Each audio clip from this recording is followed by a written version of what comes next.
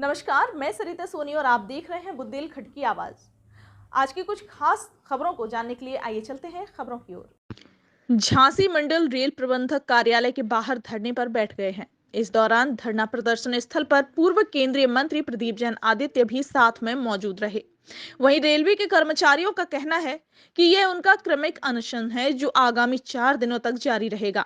अगर रेल प्रशासन द्वारा उनकी मांग नहीं मानी जाती है तो केंद्रीय कर्मचारी व राज्य कर्मचारी के संयुक्त मंच से यह आंदोलन एक विशाल आंदोलन का रूप परिवर्तित हो जाएगा।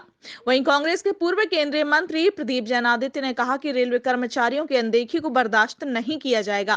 कांग्रेस पार्टी कर्मचारियों के साथ है। पुरानी पेंशन कर्मचारियों का अधिकार है जो हम इन्हें दिलाकर रहेंगे। आइए देखते हैं पूरी खबर। सरिता सोनी की report. Go back, go back. NPS, go back. Go back, go back. NPS, go back. Go back, go back. OPS, come back. Come back, come back. Go back, go back. Go back, go back. लागू करो. Go back, go back. अभी देखिए ये कितना हमारे कर्मचारियों सीने बहा के सरकारों को गति देते हैं और उनके साथ अगर अनदेखी होगी तो वो बर्दाश्त नहीं होगी। कांग्रेस पूरी तरह से कर्मचारियों के साथ है, चाहे वो हिमाचल में हमारी सरकार आई हो, चाहे छत्तीसगढ़ में आई हो, चाहे अभी आंध्रा में आई हो। हमने पुरानी पेंशन लागू की। हम इन्हें कोई इनका अधिकार दे रही है, इनका अधिकार है। पेंशन छीनने का काम, इनके पैसे को अंतर्राष्ट्रीय बाजार में उद्योगपतियों को सौंपने के लिए ये षड्यंत्र किया है।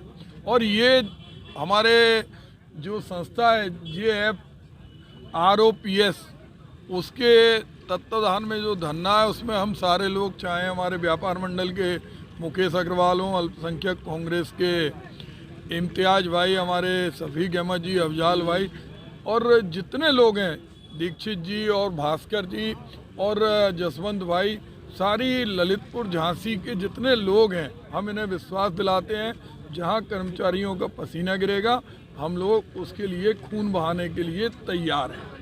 पूरी तरह से सरकार को इनकी मांगें मानना चाहिए और कोई भी ये किसी से भीख या खैरात नहीं मांग रहा है, ये अपनी मेहनत का हक मांग रहा है और इनके बच्चों का भविष्य।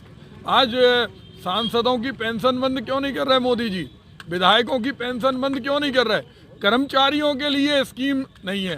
तो ये बहुत दुर्भाग्यपूर्ण है। मैंने अपने लेटर पैड पे लिख के कहा था कि मेरी पेंशन बंद कर दो, लेकिन ओल्ड पेंशन स्कीम कर्मचारियों की लागू करो।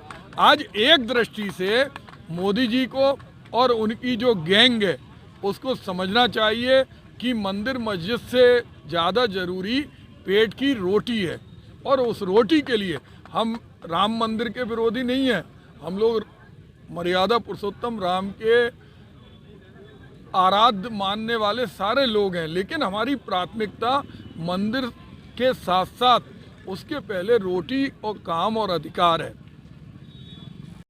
इसको लेके आज आप लोगों का धरना प्रदर्शन? हम लोग न्यू पेंशन के लिए यहाँ पर आज क्रमिक अनशन में 8, 9, 10, 11 जो AIRF पब्लिक NCRMU और JFROPS संयुक्त मोर्चे के आह्वान पर यहाँ बैठे हुए हैं।